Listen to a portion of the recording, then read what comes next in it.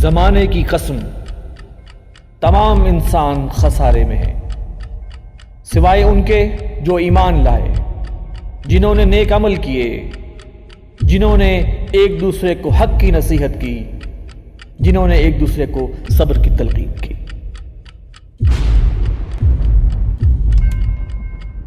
بسم اللہ الرحمن الرحیم۔ السلام علیکم ناظرین، پروگرام زمانہ گواہ ہے میں خوش آمدید، اور میں ہوں آپ کا میزبان ڈاکٹر حافظ محمد حسیب اسلم، اور آج ہمارے ساتھ شریک گفتگو ہیں جناب ایوب بیگ مرزا صاحب، مرکزی ناظم نشر و اشاعت اور ترجمان تنظیم اسلامی، اور ان کے ساتھ شریک گفتگو ہیں جناب رضا الحق صاحب، ریسرچ اسکالر تنظیم اسلامی۔ ناظرین، پاکستان کے بے انتہا مسائل ہیں، لیکن ان سب مسائل کو اگر ایک نام دیا جائے تو وہ عدم استحکام ہے۔ پھر عدم استحکام اور انسٹیبلٹی بھی کئی قسم کی ہے، معاشی ہو، معاشرتی ہو، سیاسی ہو، لیکن ابھی کچھ دنوں میں ہم دیکھ رہے ہیں کہ سیاسی عدم استحکام اپنی انتہا کو پہنچ رہا ہے، اور حکومت کے بارے میں بھی یہ باتیں سننے میں آ رہی ہیں کہ ابھی گئی۔ اور ابھی حال ہی میں گلگت بلتستان کے سابق جج نے ایک متنازع حلفی بیان دیا، ہم اس پر بھی بات کریں گے انشاءاللہ۔ تو جناب ایوب مرزا صاحب، آپ بتائیے کہ گلگت بلتستان کے ایک سابق چیف جج نے ایک حلفیہ بیان دیا جو بڑا تنازع کا معاملہ جس سے کھڑا ہو گیا یہاں، اور اس سے ہماری ملکی سیاست میں ایک سیاسی ہلچل پیدا ہو گئی ہے، اور جس ٹاپک پر انہوں نے بیان دیا اس پر تو ہم بحث نہیں کریں گے کیونکہ وہ اب زیر سماعت ہے عدالت میں، لیکن ویسے آپ بتائیے کہ یہ جو حلفیہ بیان ہوتا ہے اس کی قانونی حیثیت کیا ہوتی ہے اور اس کے کیا اثرات مرتب ہوں گے؟ بسم اللہ الرحمن الرحیم۔ ڈاکٹر صاحب، بات یہ ہے کہ واقعتاً یہ جو حلفیہ بیان آیا ہے، سابق چیف جج جو تھے رانا شمیم گلگت بلتستان کے، اس نے پاکستان کی سیاست میں ایک واقعتاً ہلچل مچا دی، ایک تہلکہ مچ گیا ہے۔ ہر طرف یہی شور ہے کہ یہ کیسی بات ہو گئی ہے، کیسا عجیب واقعہ رونما ہو گیا ہے۔ وہ یہ ہے، اصل میں وہ اپنے حلفیہ بیان میں کہتے ہیں کہ پاکستان کی سپریم کورٹ کے سابق چیف جسٹس ثاقب نثار جو ہیں وہ اپنی چھٹیاں گزارنے کے لیے گلگت بلتستان آئے تھے۔ بقول ان کے، وہ جو حلفیہ بیان میں انہوں نے کہا ہے، وہ گیسٹ ہاؤس میں آئے، وہاں ان کے ساتھ ان کی اہلیہ تھی، میری بھی اہلیہ میرے ساتھ تھیں، اور ہم وہاں بیٹھے ہوئے تھے، تو بڑے پریشان تھے چیف جسٹس صاحب، اور پریشانی میں بار بار فون نکال رہے تھے اور فون کسی کو کرنے کی کوشش کر رہے تھے۔ بلاخر ایک انہیں ڈائریکٹ فون تو نہ ملا، لیکن ایک انڈائریکٹ میسیج انہوں نے پہلے بھیجا اس وقت کے ہائی کورٹ کے جج عامر فاروق صاحب کو، جو اب بھی ہائی کورٹ کے جج ہیں، ان کو ایک میسیج بھیجا، اور کچھ دیر بعد ان کو موقع مل گیا اور انہوں نے ڈائریکٹ بھی عامر فاروق سے بات کی، اور یہ بات میرے سامنے بقول ان کے اس حلفیہ بیان میں وہ کہتے ہیں کہ میرے سامنے انہوں نے اور میری اہلیہ کے سامنے جو فوت ہو چکی ہے، اور خود اپنی اہلیہ کے سامنے انہوں نے یہ کہا کہ آپ ایسا کریں کہ عن قریب جو آپ کے پاس کیس آئے گا اس کا ضمانت کا، نواز شریف اور مریم کا، تو آپ وہ ضمانت نہ لیں جب تک الیکشن ہو نہیں جاتے۔ اچھا، جب تک الیکشن نہیں ہو جاتے ان کی ضمانت نہ لی جائے۔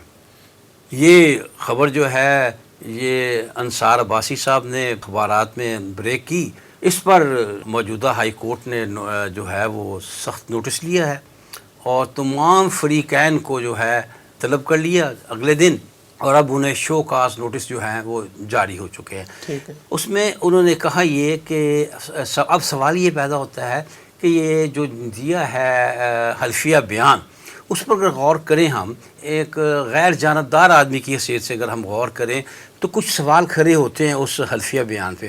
مثال کے طور پر یہ کہ آدمی کام اس کو کہتا ہے نا جس سے متعلقہ ہو، اور جو کام جو فائل کسی کے پاس گئی ہو اس کے حوالے سے کہتے ہیں، جبکہ مریم نواز اور نواز شریف کا کیس جو تھا ان کے سامنے ان کی بیل کا کیس آیا ہی نہیں تھا۔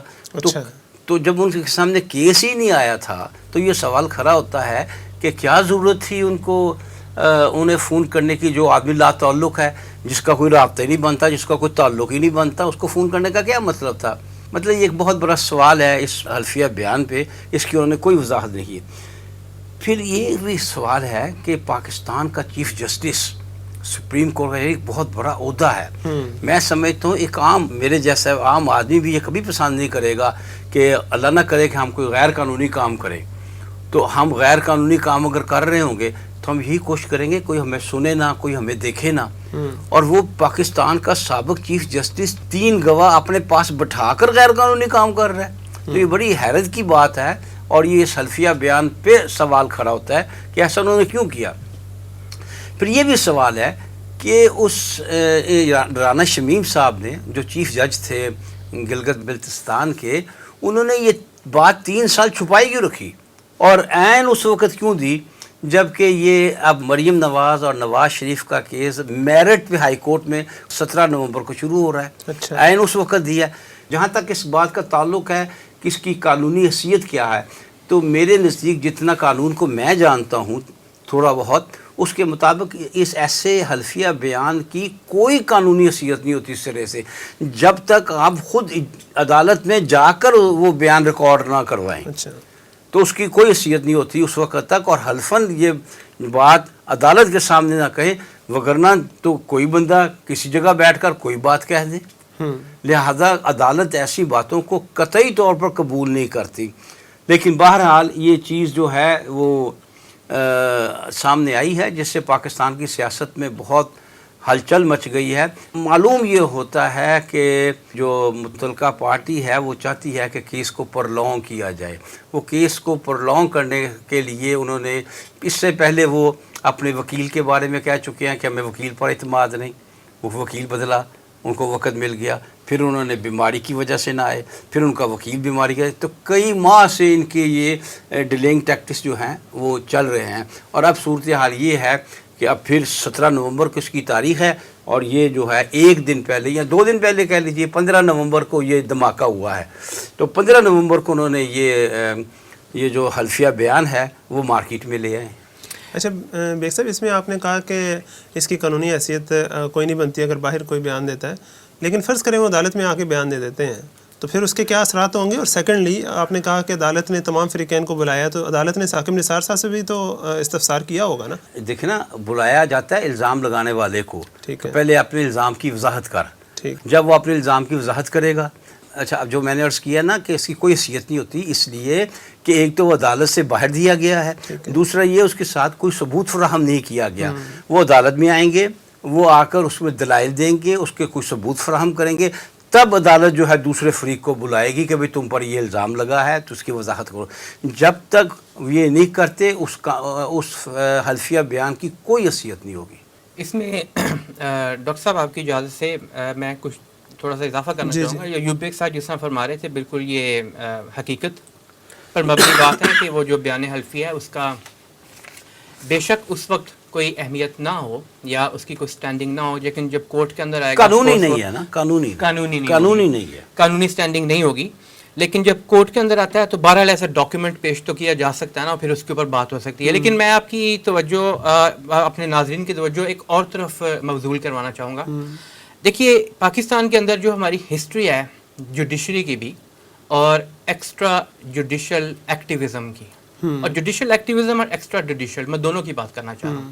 چاہے وہ ایکسٹرا جوڈیشل جو ہے کئی دفعہ ہم نے دیکھا اسٹیبلشمنٹ کی طرف سے ہوا، جوڈیشل ایکٹیویزم ہمیں خاص طور پہ نظر آیا یہ جو افتخار چودھری صاحب کے بعد وہ غلط تحریک تھی ساری. اب اس کے کیا فوائد ہوئے، کیا نقصانات ہوئے، وہ اپنی جگہ ایک علیحدہ بحث ہے، وہ ایک علیحدہ بحث ہے. لیکن بہرحال ایک وہ ہمیں چیز نظر آئی کہ بعض معاملات کے اندر جوڈیشری جو تھی وہ ایکٹیویزم کے نام کے اوپر ایسی چیزوں میں بھی انوالو ہونا شروع ہو گئی جس میں انوالو نہیں ہونا چاہیے تھا. بہرحال وہ پھر کوسچن مارکس آنے شروع ہو جاتے ہیں. ساتھ یہ کہ جو ایک ماڈرن عام طور پہ سمجھی جاتی ہے ریاست، اس کے اندر یہ جو مختلف پلرز آف دا گورنمنٹ یا پلرز آف اسٹیٹ کئی لوگ کہتے ہیں اس کو، اس کے اندر جو آپ کی سپریشن آف پاورز کی بات ہوتی ہے، آپ کی ایک ایگزیکٹو ہے، ایک لیجسلیچر ہے، ایک جوڈیشری ہے، اور آج کل اس میں شامل کر دیا جاتا ہے 4th pillar of the government یا اسٹیٹ کہتے ہیں عام طور پہ اس کو، حالانکہ پلر آف دا گورنمنٹ ہونا چاہیے، وہ ہے میڈیا. اب میڈیا جو ہے نا اس کو موقع ایسا مل گیا ہوا ہے آج کل، حالات ایسے بن گئے ہوئے ہیں کہ چاہے کورٹ کے اندر کوئی چیز پروو ہو رہی ہو یا نہ ہو رہی ہو، میڈیا ٹرائل کے تھرو بہت سارے معاملات کو کیوس میں ڈال دیا جاتا ہے. اور ایک بہت بڑا ایلیمنٹ آپ یوں سمجھ لیں یا ایک بہت بڑا انڈر لائنگ فیکٹر، کاز یا ایک مقصد یہ ہوتا ہے کہ چاہے کورٹ کے اندر کوئی چیز پروو ہو سکے یا نہ ہو سکے، شور اتنا ڈال دیا جائے، کیوس اتنا کریٹ کر دیا جائے کہ بات جو ہے وہ اس سے آگے پھر بڑھتی چلی جائے، کوسچنز ریز ہوتے چلے جائیں، دوسرے یعنی کہ ایک فضا ادارے کے جو ہے وہ اوپر ذرا گدلی ہو جائے. فضا گدلی ہونی شروع ہو جائے. تو میرے خیال میں ایک یہ بھی ایلیمنٹ ہے جس کو یوز کیا جاتا ہے اس طرح کے معاملات کے اندر جب اس طرح کی ایلیگیشنز لگائی جاتی ہیں, پروو ہو یا نہ ہو. البتہ یہ ہے کہ وہ بات اب آن ریکارڈ آ گئی اور میڈیا کے اندر بار بار ریپیٹ ہوتی رہے گی. اس میں آپ دیکھیں نا, اگر فرض کریں دو فریق ہیں وہ آپس میں اس طرح کی کوئی بات کرتے ہیں, الٹیمیٹلی پروو ہوتی ہے یا نہیں ہوتی ہے, ایک فریق کو فائدہ پہنچتا ہے یا دوسرے کو پہنچتا ہے, لیکن اس سے جو فضا گدلی ہوئی اس سے تو اوور آل ایک جو عوامی سوچ ہے وہ تو متاثر ہوئی نا. یقیناً. اور اس میں ایک بہت بڑا فیکٹر یہ ہے کہ ہمارا جو کوڈیفائڈ لا ہے اس کے اندر کرمنل پروسیجرز اور سول پروسیجرز وغیرہ ہوتے ہیں, لیکن پیونیٹیو ڈیمیجز کے لیے کوئی چیز نہیں ہوتی. اور پیونیٹیو ڈیمیجز ہوتے ہیں, یہ ایک ایسی چیز ہے جو اس طرح کی ڈیفیمیشن یا لائبل یا سلینڈر جسے کہتے ہیں اس کو روک سکتی ہیں. ہمارے وہ موجود نہیں ہیں ابھی لاز اتنے اچھے. اچھا رضا الحق صاحب, ابھی جو ہم یہ دیکھ رہے ہیں کہ بالکل جو ہے نا وہ جو ہماری پارلیمانی حکومت ہے اور اس وقت کی جو سیاسی صورتحال ہے اس میں جو ایک گو مگو کی کیفیت ہے بالکل, کہ بس گورنمنٹ گئی کہ گئی, اور کبھی سننے میں آتا ہے اپوزیشن کی کہیں ڈیل ہوئی, گورنمنٹ کی کہیں ڈیل ہوئی, اس طرح کی جو باتیں آتی ہیں. تو آپ کیا سمجھتے ہیں کہ اس سب کی ذمہ داری ہمارے سیاستدانوں اور اشخاص پر ہی آتی ہے, یا بیسیکلی ہمارے ہاں جو نظام رائج ہے جو پارلیمانی حکومت کا, اس میں بھی کچھ بیسک ایسے فلاز آپ محسوس کرتے ہیں جس کی وجہ سے ایسا ہوتا ہے؟ ڈاکٹر صاحب دیکھیے, جہاں تک پارلیمانی جمہوری نظام کا تعلق ہے تو یہ تو برطانیہ میں ہی سٹارٹ ہوا اور برطانیہ سے ہم نے مستعار لیا. میں اس وقت پیور ڈیموکریسی کی بات نہیں کر رہا, میں پارلیمنٹری ڈیموکریسی کی بات کر رہا ہوں. اور جدید دور کی پارلیمنٹری ڈیموکریسی ہے اس کا جو موجد ہے یوں کہہ لیں, اس کو تو برطانیہ ہی سمجھا جاتا ہے کہ وہاں سے یہ چیز آغاز ہوئی. ٹھیک ہے, وہاں پہ اوور دی ایئرس, اور یہ کوئی کچھ سالوں کی بات نہیں ہے, اوور سینچریز انہوں نے اس چیز کو ڈیولپ کیا. ان کے تمدن کے لحاظ سے, ان کی جو سوشل ایولیوشن ہے اس کے پوائنٹ آف ویو سے, وہاں کی جو آپ کہہ لیں سائیکالوجی ہے, وہاں کی جو سوشیولوجی ہے, وہاں پہ جو ڈیموگرافکس ہیں, اور وہاں پہ کیونکہ چھوٹا ملک ہے اور مغرب کا ملک ہے تو ان کو وہ سوٹ کرتی تھی یقیناً. لیکن آپ دیکھتے ہیں کہ اسی کی ایک شکل جب آپ کسی اور جگہ لے کے جاتے ہیں تو خاص طور پہ مشرقی مزاج کے ممالک جو ہیں وہاں پہ لے کے آتے ہیں تو شاید اتنی کامیاب نہیں ہو پاتی. وہ اس کی بہت ساری وجوہات ہو سکتی ہیں. یہاں پہ ہم پاکستان کی اگزامپل لیں تو جہاں اشخاص کے اوپر بھی ہم سوال اٹھا سکتے ہیں, وہاں سب سے پہلے ہمیں نظام کے حوالے سے بھی پارلیمنٹری ڈیموکریسی خاص طور پہ اس پہ بات کرنی چاہیے. ہماری جو پارلیمنٹری ڈیموکریسی ہے اس میں ایک تو ہم نے 2 ایوان بنائے ہوئے ہیں. 2 ایوان برطانیہ میں بھی موجود ہیں, house of Commons, house of Lords. House of Lords جو ہے اس کی تو بہت سمبولک سی ایک حیثیت ہوتی ہے, لیکن پاکستان کی سینٹ بہرحال ایک اہمیت رکھتی ہے اپنی جگہ پہ, اور اس کو یوز کیا جاتا ہے عام طور پہ. یہ جس سے ہم کہا کرتے تھے کسی زمانے میں نا ہارس ٹریڈنگ اور فلور کراسنگ, اس معاملے کے اندر بہت زیادہ یوز کیا جاتا ہے. لیکن یہ تو اس کے دیکھیں نیگیٹو چیزیں ہیں نا, لیکن ویسے اگر آپ دیکھیں کہ ڈویژن آف پاور کے لحاظ سے اور کنٹینیوٹی آف پاور کے لحاظ سے تو یہ پازیٹیو چیز نہیں ہے.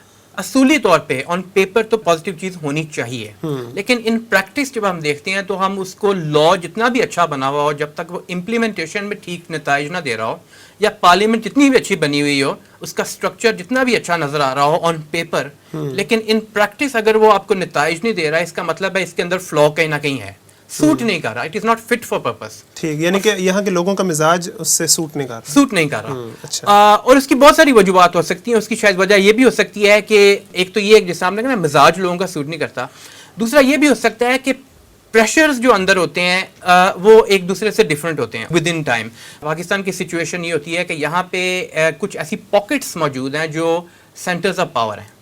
اب اس میں ٹھیک ہے اپنی جگہ اسٹیبلشمنٹ بھی موجود ہوتی ہے, وہ سینٹر آف پاور ہے, لیکن ایون ود ان پولیٹیشنز اگر آپ دیکھیں اور جنرل پبلک میں دیکھیں تو ایک وہ طبقہ ہے جو کہ ہیوز کا اور ایک ہیو ناٹس کا, اور بہت بڑا تضاد ہے دونوں میں. پھر ان کے اندر دیکھیں تو آپ کو جاگیردار, سرمایہ دار ایک بہت بڑی پاکٹ نظر آتی ہے. اور آپ دیکھتے ہیں کہ آپ کے ایک جنریشن میں فار ایگزامپل پچھلے 20 سال میں دیکھیں تو ملتے جلتے نام وہی 400-500 فیملیز کے وہی بار بار سیاست کے اندر آ رہے ہوتے ہیں. کبھی وہ خود پارٹی بدل کے آ رہے ہوتے ہیں, کبھی پارٹی نہ بھی بدل رہے ہوں تو ان کی اپنی اگلی جنریشن جو ہے اس کے اندر نظر آنی شروع ہو جاتی ہے. تو ایک تو یہ چیز یہ ہے کہ تیسری دنیا میں مشرقی ممالک میں, اور پھر خاص طور پہ ہم پاکستان کی جب ایگزامپل لیتے ہیں تو ہمیں یہ ڈائیکاٹمی بہت زیادہ نظر آتی ہے. جو پارلیمنٹری سسٹم کے مطابق اگر ہم دیکھیں تو اسے کہا تو یہ جاتا ہے مقدس گائے ہے پاکستان کی, کوئی سننے کے لیے کوئی آلٹرنیٹیو, ایون ڈیموکریسی کے اندر کوئی آلٹرنیٹیو سننے کے لیے تیار نہیں ہوتا. لیکن فلاز بھی تو ہم نے دیکھنے نا کہاں پہ ہیں کہاں پہ نہیں. اسی طرح جب ہم اداروں کی بات کرتے ہیں تو انہیرنٹلی پاکستان کیونکہ اس کا جغرافیہ ایسا ہے, شروع سے ہی ہمیں جو لیگیسی ملی ہے وہ ایسی ہے کہ ہمارے کچھ علاقائی دشمن ہیں اور بین الاقوامی سطح پہ بھی کچھ دشمن ہیں.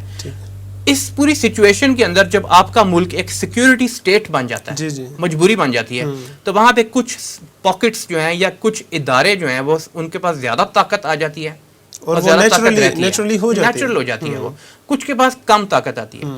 اور پھر جو کم طاقت والی, فار ایگزامپل سیاستدان, وہ بڑی طاقت والوں کے پاس جانا شروع کر دیتے ہیں ہیلپ لینے کے لیے, اور اپنی طاقت کو اسرٹ نہیں کرتے جو اپنا ان کو اتھارٹی دی گئی ہے ووٹ کے ذریعے. دیکھیں نا, ان کے پاس تو اخلاقی طاقت ہے نا, اور مورل طاقت ہے. اب وہ جب نہیں ہوگی تو پھر تو یہی نتائج نکلیں, پھر ویکیوم تو نہیں رہے گا, ویکیوم کوئی تو فل کرے گا, تو پھر ویکیوم وہی جو دوسری طاقت ہے وہ آگے فل کرنا شروع کر دیتی ہے.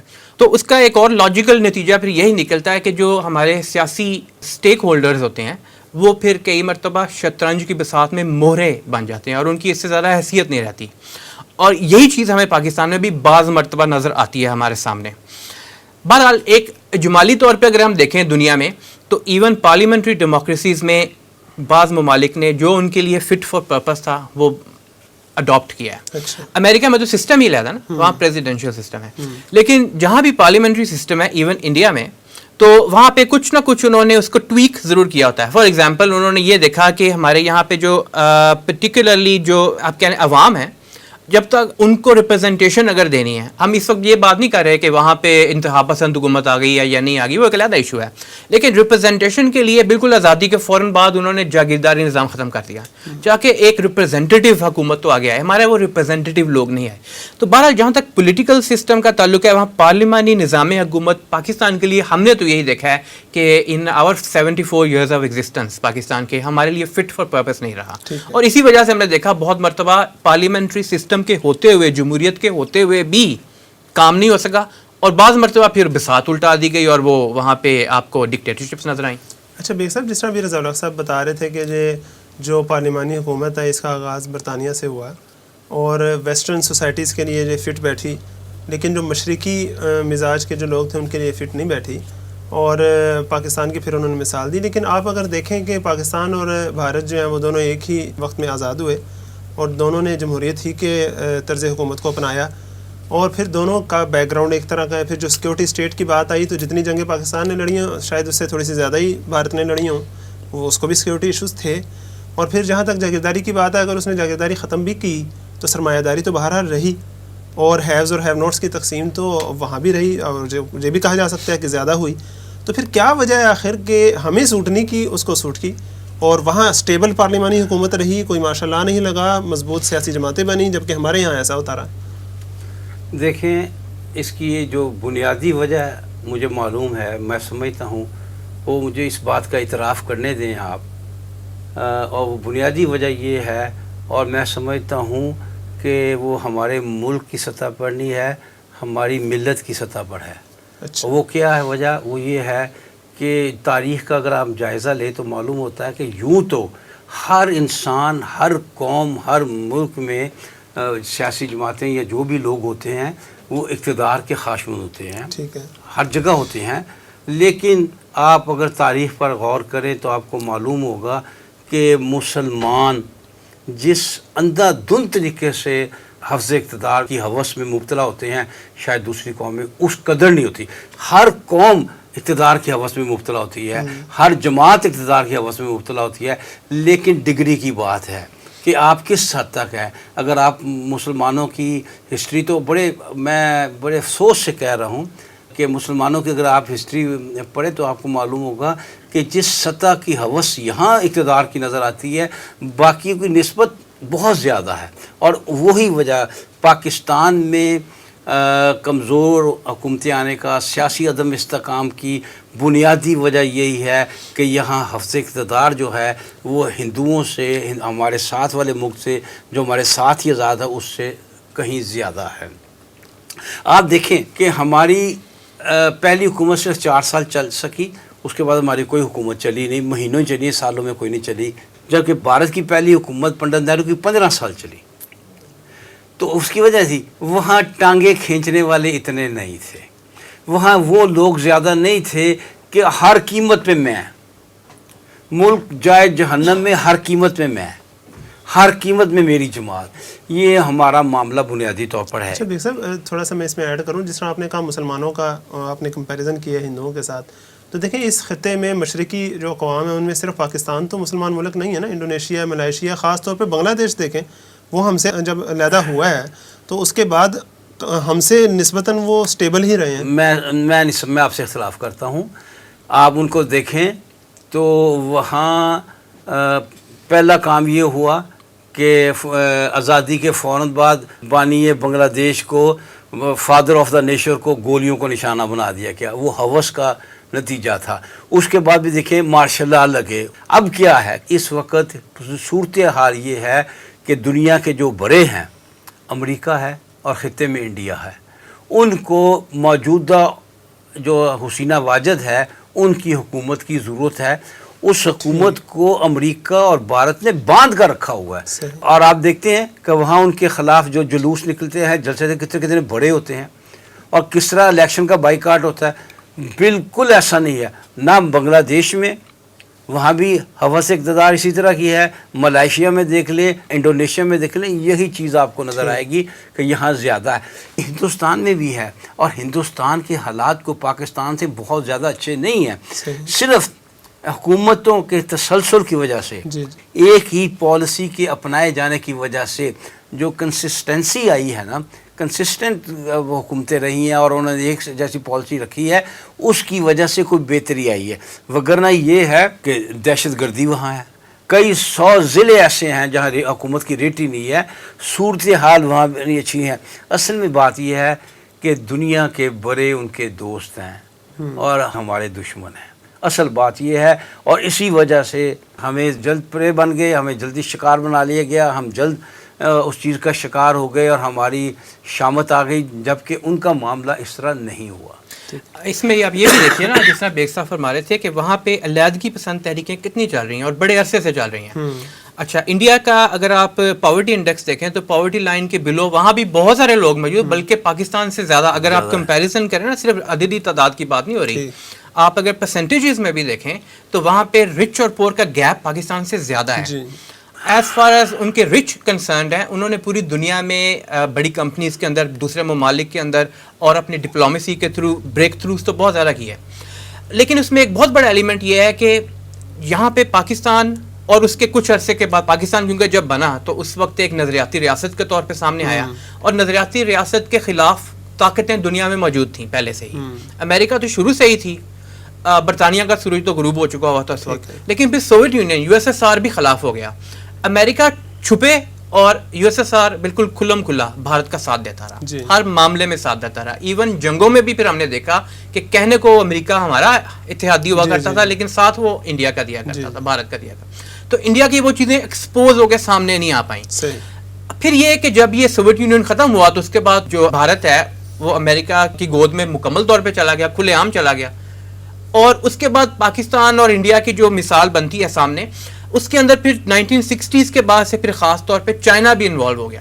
چائنا بھی ایز اے تھریٹ دنیا کے لیے سامنے آیا، خاص طور پہ مغرب کے لیے، اور چائنا کا کاؤنٹر کرنے کے لیے بھی انڈیا کو انہوں نے سپورٹ کرنا شروع کر دیا۔ اب جب ان چیزوں کو، جیو اسٹریٹجک چیزوں کو بھی سامنے رکھتے ہیں، تو انڈیا کو عام طور پہ ہونا تو یہ چاہیے کہ اتنا بڑا ملک جہاں 17 علیحدگی پسند تحریکیں چل رہی ہوں، وہ قائم نہ رہے، ٹوٹ جائے، لیکن اس کو قائم رکھنے والی طاقتیں دنیا میں بہت ہیں۔ انڈیا کو ہر جگہ رسائی دینے والی طاقتیں بہت ہیں، اور تو اور ان کے جو مظالم ہیں ان کو چھپانے والی طاقتیں بھی بہت ہیں، including international media. For example, India نے ابھی رشیا کے ساتھ S-400 میسائلز کی ڈیل کی ہے، انڈیا کو مل رہے ہیں۔ کوئی اور ملک ہوتا، کوئی بھی اور ملک ہوتا، امریکہ اس کے اوپر سینکشنز لگا دیتا، انڈیا کے اوپر نہیں لگائے گا، انڈیا کی ضرورت ہے اس کو۔ تو انڈیا کی سچویشن، جیسا کہ آپ نے سوال میں کہا کہ پاکستان اور انڈیا کا پھر یہ تقابل کیوں نہیں بن پاتا، تقریباً ایک جیسے لوگ، مطلب مذہب کو چھوڑ کر، دین کو چھوڑ کر، تقریباً ایک جیسی بیک گراؤنڈ کے لوگ، ایک ہی تقریباً نسل کے بھی لوگ موجود ہیں، ایک جیسا ان کا جو اوور آل مزاج ہے وہ سب ایک جیسا ہے، تو پھر یہ فرق کیوں نظر آتا ہے؟ تو اس فرق میں ایک جو بیسک فیکٹر ہے وہ یہ ہے کہ کون ان کے بیک پر ہے، کون نہیں ہے۔ اچھا رضا الحق صاحب، آپ ابھی یہ پارلیمانی جو طرز حکومت ہے، جو جمہوریت ہی کے مختلف شیڈز میں سے ایک شیڈ ہے، اس کے بارے میں آپ بات کر رہے تھے کہ وہ ہمارے جو لوگ ہیں ان کے لیے فٹ نہیں بیٹھا, تاریخ نے یہ ثابت کیا. لیکن اوور آل جنرلی جو جمہوریت ہے, اور یہاں میری مراد جدید جو مغربی جمہوریت ہے اس کے بارے میں بات ہے, جمہوری اقدار کی بات نہیں کر رہا میں, ان کی پازیٹیوٹی اپنی جگہ, لیکن جو جدید مغربی جمہوریت ہے اس کے بارے میں جو کہا جاتا ہے کہ government of the people, by the people, for the people, آپ کیا سمجھتے ہیں کہ کیا واقعی ایسا ہے, یہ واقعی ایسا ماحول فراہم کرتی ہے یہ حکومت, یا یہ صرف ایک یوٹوپیا ہے؟ کویسچن کے آغاز میں ڈاکٹر صاحب آپ نے ذکر کیا کہ جمہوریت اصولی طور پہ کیا ہے, وہ ایک علیحدہ چیز ہے. ایک ہے کہ یہ ماڈرن ویسٹرن ڈیموکریسی, اس کے مختلف شیڈز جو ہمیں نظر آتے ہیں, اور ان میں بھی شیڈز میں بھی ہم اصولی بات نہ کریں بلکہ ان پریکٹس کیا ہو رہا ہے اس کی بات کریں. فلسافیکل ڈیبیٹ میں نہ جائیں. فلسافیکل ڈیبیٹ میں تو ہمیں ایسے نظام نظر آئیں گے جس کے اندر ہمیں کسی نہ کسی نظام میں, ہر نظام میں بلکہ کچھ نہ کچھ خوبیاں شاید نظر آئیں اور وہ امپلیمنٹ کی جا سکتی ہیں. لیکن اگر ہم بات کرتے ہیں بصیرت مجموعی, تو ہم دیکھتے ہیں کہ یہ جو ابراہیم لنکن کا کال عام طور پہ ریپیٹ کیا جاتا ہے کہ جمہوریت کو ڈیفائن ابراہیم لنکن نے ایسے کیا تھا, government of the people, by the people, for the people. آلدو یہ اس کی ٹیکنیکل ڈیفینیشن تو نہیں ہے ڈیموکریسی کی, لیکن اس کو عام طور پہ سمجھا جاتا ہے کہ یہ اس کو ایک طرح سے سمرائز کر دیا گیا ہے, ایک بڑا آسان فہم, خصوصیات بیان کر دی گئی ہیں. عام طور پہ اس میں ریپرزنٹیشن جو ہے نا اور اکاؤنٹیبلٹی, اس کو لازمی سامنے رکھا جاتا ہے جب ہم جمہوریت کی بات کرتے ہیں. اکاؤنٹیبلٹی اور representation of the people and to the people as well, جی تو مناسب بات ہے. اور پھر یہ کہ انسٹیٹیوشنلائز ہونا چاہیے اس چیز کو, یہ بھی بڑی اچھی چیز ہے. لیکن چاہے آپ امریکہ کو دیکھ لیں, چاہے آپ برطانیہ کو دیکھ لیں, اور پھر ایکسٹریم کیسز میں انڈیا بھی جمہوریت اپنے آپ کو کہتا ہے, اسرائیل بھی اپنے آپ کو جمہوریت کہتا ہے. لیکن وہاں پہ جو نظام آپ دیکھتے ہیں نا جو ایکچولی چل رہا ہوتا ہے, اس میں چند چیزیں ہمارے سامنے بڑی کلیئر آتی ہیں. نمبر ایک, لابیز کا بہت امپورٹنٹ رول بن جاتا ہے. جیسے امریکہ ہے, وہاں ایک انڈین لابی ہے, ایک جوئش لابی ہے, بہت بڑی فیمس ہیں وہ. اس کے بعد ایک ویپنز انڈسٹری, ان کی اپنی لابی ہے. ایک ڈرگ انڈسٹری, ڈرگ مینز یہ جو میڈیسن انڈسٹری ہوتی ہے, اس کی اپنی لابی ہے. اور اس طرح کی جو مختلف لابیز ہیں, ان کا جو امپیکٹ ہوتا ہے جب کینڈیڈیٹس کی بات ہوتی ہے تو اس کے اوپر, اور پھر کون الیکٹ ہوگا اس کے اوپر, وہ بہت زیادہ ہو جاتا ہے. اور میڈیا کے ذریعے عوام کی جو ذہن سازی ہے اس پر بھی یہ ایک علیحدہ بالکل چیز ہے. اور یہ بھی یقیناً ایک بہت بڑا ایلیمنٹ ہے, فیکٹر ہے کہ میڈیا کے ذریعے کتنا زیادہ ذہن سازی کی جاتی ہے. پھر یہ کہ چوائس کتنی دی جاتی ہے لوگوں کو. چوائس یہ دی جاتی ہے کہ you can either vote for a اور فار بی. اب ہوتا یہ ہے کہ یا ریپبلکن ہے یا ڈیموکریٹس ہیں, ان میں سے کسی ایک کو سلیکٹ کرنا ہے. اگر دونوں ہی اچھے نہیں, پھر لوگ کیا کریں, they have no other choice. نہیں, انہوں نے پابندی تو نہیں لگائی کسی تیسری جماعت پر, کوئی تیسرا آتا نہیں ہے نا, کوئی آ ہی نہیں پاتا. سسٹم کے اندر پہلے سے ہی ایسے بلٹ ان چیزیں موجود ہیں کہ never in the history of U S A کوئی تیسرا آیا ہو.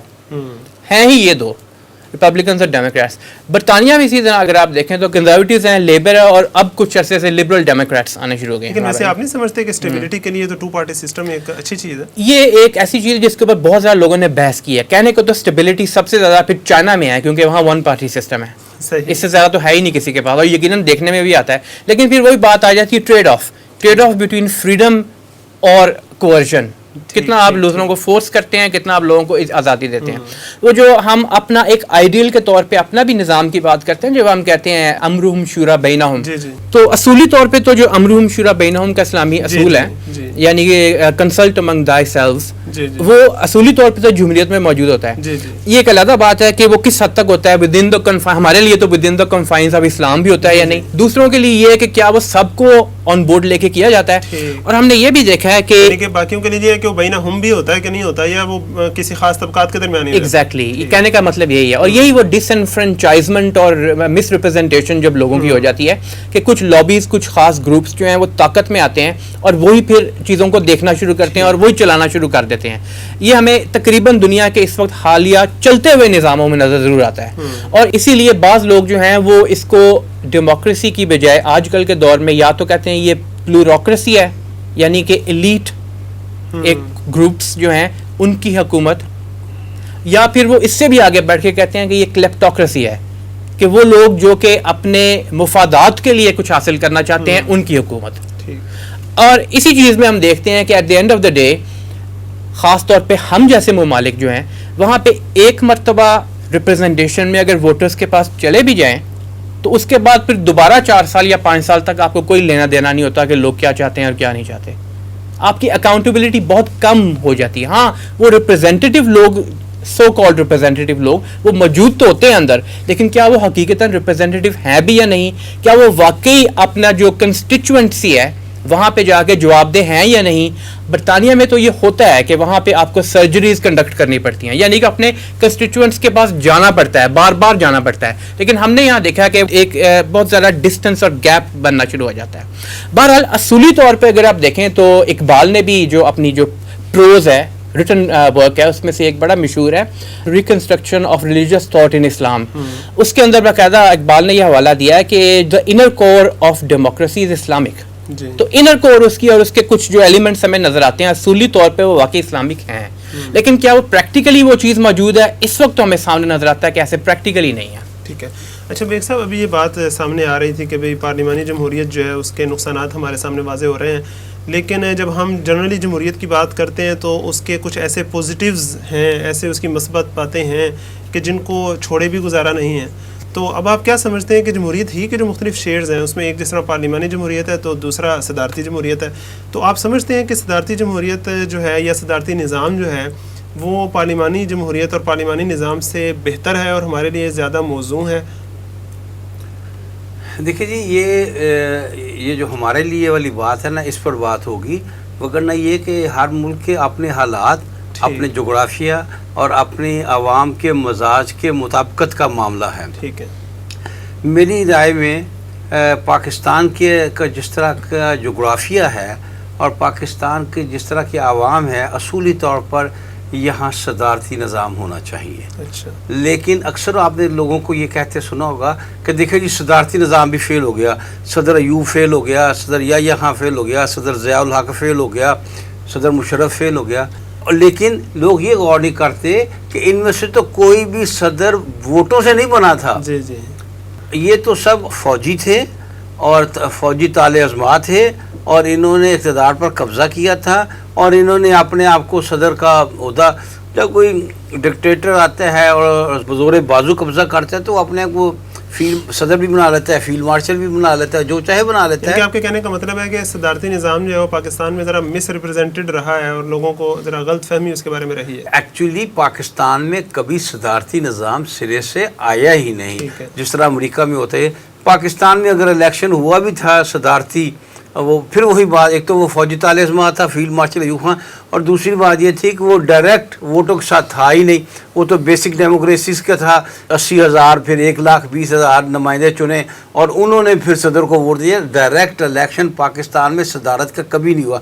میں ذاتی طور پر سمجھتا ہوں کہ شاید ابھی تو یہ آزمانے کی بات ہے نا, قبل از وقت تو کچھ نہیں کہا جا سکتا, کہ پارلیمانی نظام نے جو کچھ پاکستان میں گند پھیلایا ہے, میں سمجھتا ہوں کہ اگر صدارتی نظام آ جائے تو اس میں وہ گند نہیں پھیلے گا. اس کی ایک وجہ یہ بھی ہے, دیکھیے پارلیمانی نظام میں جہاں آپ کا 50% سے 49% ہوئے, آپ کی حکومت گئی. یعنی کہ ہر وقت ایک گومگو کی کہتے ہیں, جس طرح ابھی بھی ہو رہا ہے, وہ جس طرح بھی ہو رہا ہے. کوئی آپ کی اتحادی پارٹی آپ کو چھوڑ گئی, یا کوئی 2-4 آدمی ناراض ہو گئے, اور بلیک میلنگ چلتی رہتی ہے. Black mailing. جبکہ صدارتی نظام میں, اور پھر ایک اور بات ہے, پارلیمانی نظام میں آپ پابند ہیں کہ چاہے کوئی بندہ اہل ہو یا نا اہل ہو, آپ کو پارلیمنٹ میں سے لینا ہے, وزیر چننا ہے.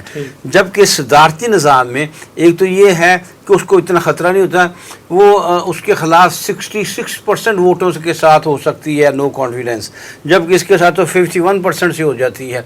صدر جو ہے اس کے پاس اگر 40% ووٹ بھی ہوں تو وہ صدر قائم رہ سکتا ہے, اس کو کوئی ہلا نہیں سکتا. ٹھیک ہے. لیکن پارلیمانی نظام میں ایک تو تسلسل ہی رہتا, عدم استحکام پیدا ہوتا ہے. یعنی کہ گورنمنٹ نسبتاً سٹیبل رہتی ہے. دوسری بات یہ ہے کہ جب آپ مجبور ہیں کہ صرف پارلیمنٹ سے بندے لیں, وزراء لیں, تو پھر جیسے کیسے دستیاب ہوں گے ویسے ہی لیں گے نا. ویسے بھی اس سے پھر مقننہ اور انتظامیہ میں اوور لیپنگ آ جاتی ہے.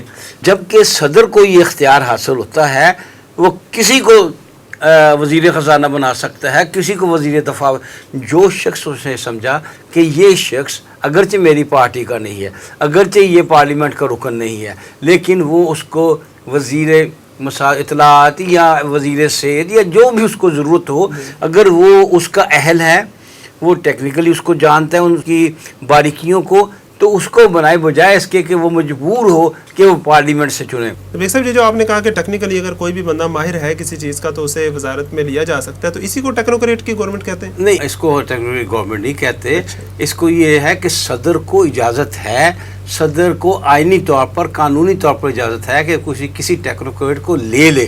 اس کا یہ مطلب نہیں ہوگا کہ ٹیکنوکریٹس کی حکومت ہو گئی. تو اس کو صرف وہ پابند نہیں ہے پارلیمنٹ کا، وہ اسمبلی کا پابند نہیں ہے کہ وہ وہیں سے آدمی. اور پھر یہ ہے کہ اس میں بہت کم امکان ہوتا ہے کہ ادھر کے بندے ادھر اور ادھر کے بندے ادھر جائیں، جس سے حکومتیں جو ہیں پھر اتھل پتھل ہوتی رہتی ہے اور تسلسل قائم رہتا ہے اور استحکام رہتا ہے نسبتاً.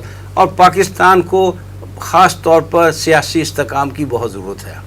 اچھا بیگ صاحب، پارلیمانی طرز حکومت ہو یا صدارتی طرز حکومت ہو، لیکن الٹیمیٹلی جو بھی حکمران آتا ہے اس کی عوام میں جو ایک جسے آپ کہیں پاپولیرٹی ہے، اس کا معاملہ اگر آپ دیکھیں تو پاکستان میں بڑی ایک عجیب سا منظر سامنے آتا ہے. جو بھی حکمران ہو، جتنا بھی وہ لوگوں کے اندر پاپولر ہو، چند سال گزرتے نہیں کہ وہ بالکل غیر مقبول ترین شخص بن جاتا ہے. تو ایسا کیوں ہوتا ہے؟ دیکھیں جی، صدارتی کا تو ابھی تک ہمیں تجربہ نہیں ہے، نہ کوئی ابھی تک صدر منتخب ہوا ہے. جہاں تک وزیر اعظم کا تعلق ہے تو یہ بات اپنی جگہ بالکل درست ہے کہ ہمارے ہاں کے تمام وزرائے اعظم جو ہے نا وہ بڑے پاپولر ہوئے. کئی ذوالفقار علی بھٹو بڑا پاپولر ہوا، نواز شریف بڑا پاپولر ہوا، تو بڑے پاپولر ہوئے، لیکن اس کے باوجود وہ چند سال کے اندر اندر غیر مقبول ہو گئے. میں سمجھتا ہوں اس کی وجہ سیاستدان خود بھی ہوں گے، لیکن اس کی اصل وجہ عوام ہے. ہمارے عوام بہت جذباتی ہیں اور جسے کہتے ہیں نا بڑی جلدی میں ہوتے ہیں. یعنی وہ چاہتے ہیں کہ ایک نیا آدمی آیا ہے، اس نے بڑی اچھی تقریریں کی، اس نے بڑے اچھے وعدے کیے، 1 مہینے کے اندر اندر ہم سب کی زندگی بدل کر رخ دے، اور اگر اس نے کچھ کام نہیں کیا تو اس کے خلاف ہو جاؤ. یعنی کہ ان ریئلسٹک ایکسپیکٹیشن. بڑی ہماری اپروچ جو ہے وہ بالکل غیر حقیقی ہے. عوام کی بات کر رہا ہوں.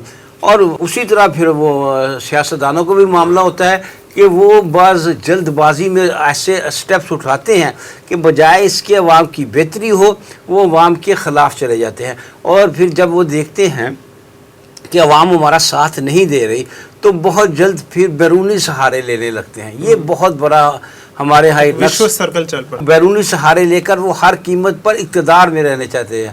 جیسے کہ میں نے آپ کو عرض کی کہ مسلمانوں میں کیونکہ حفظ اقتدار کا بہت زیادہ معاملہ ہے تو عوام سے مایوس ہو کر وہ باہر والوں کا بازو تھامتے ہیں، اور اس میں یہ ہے کہ باہر والے جو ہیں اپنے مقاصد کو پورا کرتے ہیں، اس سے وہ انہیں غیر مقبول فیصلے کرنے پڑتے ہیں، سخت فیصلے کرنے پڑتے ہیں جس سے عوام متاثر ہوتے ہیں. پھر آپ چل دیکھتے ہیں کہ تحریکیں چل پڑتی ہیں اور عوام بازار میں نکلتے ہیں اور عوام بڑے اس معاملے میں جذباتی ہیں. میں سمجھتا ہوں ذاتی طور پر کہ اس میں عوام بہت حد تک ذمہ دار ہیں اس بات کے کہ وہ ہر حکومت سے یہ چاہتے ہیں کہ فوری طور پر کچھ مل جائے، فوری طور پر ہماری حالت بدل جائے، فوری طور پر ہمیں جو ہے نا وہ ہمیں ہمارا لیڈر ہمیں اوپر سے چاند پکڑ کر نیچے لے آئے. بھائی صاحب اس میں دیکھیں نا فوری طور پر نہ صحیح 5 سال گزر جائیں، پھر اب تو 70 سال ہوئے. کس سے 5 سال گزرے ہیں؟ کس سے 5 سال گزرے ہیں؟ یہ بھی دیکھیں نا، ہم 5 سال بھی گزرنے نہیں دیتے. پچھلی 3 حکومتوں کو تو پورے مل ہی رہا ہے نا ٹینور. اسمبلیوں کو ملے ہیں، حکومتوں کو نہیں ملے. فرق ہے دونوں باتوں میں. پچھلی اسمبلیوں کو 5 سال ملے ہیں، حکومتوں کو نہیں ملے. نہ نواز شریف 5 سال پورے کر سکا اور نہ یوسف رضا گیلانی 5 سال پورے کر سکا. اور اب جو جا رہے ہیں یہ ان کے حالات بھی کافی ڈاواں ڈول ہے، اس لیے کچھ نہیں کہا جا سکتا. اصل میں ہمیں اس بات کا اعتراف کرنا پڑے گا کہ ہم غلط سمت چل پڑے ہیں.